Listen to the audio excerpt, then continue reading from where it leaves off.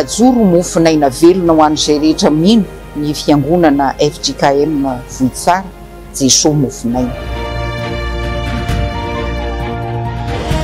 FJKM Vohitsara Jesoa mofinaina. Ka izay no anentanana manokana anao mpiaino ny mofinaina mba handrotsaka izay be azo arotsaka ho famitana ny trano fiangonana.